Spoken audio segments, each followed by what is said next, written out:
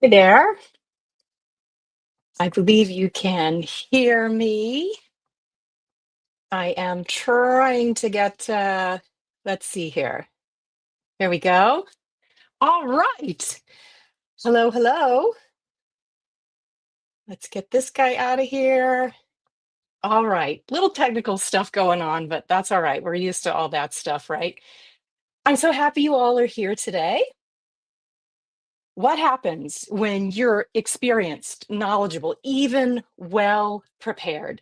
Yeah, you still get that little bit of nauseating, nervous butterflies in your stomach. What am I going to say next? Will I remember what to say next? I hope I don't bore my audience. That feeling in the pit of your stomach, in the front of your brain. You need strategies. I have them, and you've come to the right place. Today, in the next 15 minutes, this is going to be quick. You're going to come away with 3 secrets from the stage to help you find calm and focus in those public speaking moments, ditch the fear, and deliver your next presentation with calm and ease. Here we go. I'm Julie Campbell. For those of you who don't know me, I'm the founder and CEO of Center Stage Connections, but my clients call me the Confidence Whisperer because I help people ditch their public speaking fear so they speak courageously and concisely in keynotes, meetings, pitches, presentations, conversations. I've curated everything I've learned from my decades on the stage as a New York City actor, writer, storyteller in film, voiceover, and audiobooks. I use those skills every day, and now I teach the C-suite doctors, authors, politicians, scientists, you name it, how to communicate using those same principles from the stage. So let's get started today with a little peek behind the curtain. For the next few minutes, I'm going to ask that each of you start to think of yourselves as actors on the stage, and every phone call, meeting, and presentation as your business stages. Each of those moments is an opportunity to build a connection with your audience, those connections that spark conversations, that start relationships, that build careers and grow your business. So, how do you start to build connection even when you're nervous? Even when you're afraid of messing up, of being judged, of getting it wrong, and on and on and on? How do you start to ditch that fear so you can show up as your best selves?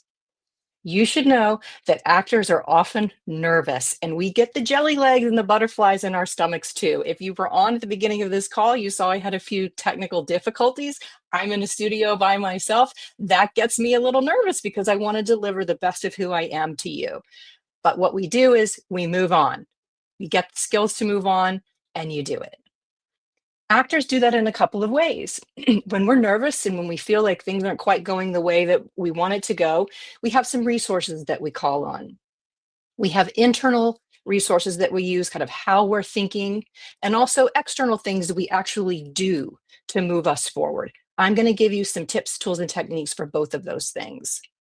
One of the very first things that actors do before we go on stage, and every actor I know, anyone who presents for a living, has a warm up that they do. I know it doesn't sound glamorous, but it all goes back to your breath. Your breath is the source of your voice and all those things that you want to bubble up and come out of your mouth. You need to focus first on your breath. The reason this works to calm you down is it's very hard to focus on anything else while you're focusing on your breath. I don't know if you've ever tried to sneeze with your eyes open, but it's almost impossible, if not completely impossible. So let's do that right now. And while you're sitting there or standing or walking, if you're listening to this while you're walking, take a hand and put it on your belly, just one of your hands, and start to notice your natural rhythm of breath. This brings immediate calm to your nervous system, slows down your thinking, and brings you back into the moment. If you want to go a little bit deeper than just focusing on your breath, there's something else you can do, which is called box breathing, something that surgeons, Navy SEALs, opera singers use to calm and focus their brain, to calm and focus their breath so that you can move on to the next moment. I'm going to take you through just one of those. What I suggest is doing 3 to 4 of those if you really need to find calm before you go on or begin a presentation. So as you're sitting here, take your hand on, put it on your belly, and notice that natural rhythm of breath. Close your eyes if you'd like to. And it's called box breathing because we're going to do 4 separate things here. All right. Close your eyes and you want to inhale on the count of 4 and hold for 1, 2, 3, 4, and then exhale 1, 2, 3, 4, and stay in that empty space for 2, 3, 4. That's how you box breathe. You can do those in sequences, as I said, of 3 to 4, and that totally calms down your nervous system. More oxygen to your brain helps with your thinking and your presenting as well. It allows for better recall, quicker thinking, which we all need when we're on our toes, when we're presenting, especially by ourselves in a studio. If you feel yourself ever running out of breath when you're presenting, here's another tip that I often tell people. If you're sitting at your camera, just take a hand and put a hand on your belly. Nobody can see that you're doing that. And remind yourself where your breath is coming from. Send this kinesthetic feedback to your body and say, hey, I got this. I'm breathing. I'm centered. I'm here in the moment. If you're walking and doing a presentation, you can easily take a hand and just put it at the top of your belt as a gentle reminder to yourself that you are in the moment and you can take a breath. The next thing that I'm going to ask you to do is to shift your mindset. If you're someone who shows up, or when you're getting ready to show up, you feel anxious, you feel nervous, give yourself this message. Decide in that moment that whatever is on the other side of your fear matters more than whatever is holding you back. It's a simple message. It's a very direct sentence, but you have to say it. You have to do it, particularly if you're someone who public speaking skills are holding you back from your professional or your personal life. You need to get out there more. You know that you want to do it. You know that you need to do it. Decide whatever's on the other side of your fear matters more than whatever is holding you back. So at the beginning of this presentation, when I was a little freaked out because of the technology, I said to myself, I'm showing up live. I got people out there who want to hear what I'm going to say. So I'm going to have to figure this out. You can do it too. As you think about that, and as you plant that seed in your head, think for a moment, what is the next time that you have coming up where you're either presenting, you're leading a meeting, maybe it's just a conversation that you're a little nervous about having. What I want you to do is close your eyes again and imagine the best possible outcome for that moment. It's visualization that works for high performance athletes. Anyone who's in an intense situation, they use visualization all the time. You might not know that I grew up as a competitive basketball player, and I used visualization all the time before I stepped up to that free throw line. That's another detailed LinkedIn Live I can talk about. But the reason that visualization works is when you take some time before you go on to that call or step into that room to close your eyes and just imagine, what if it all goes really well?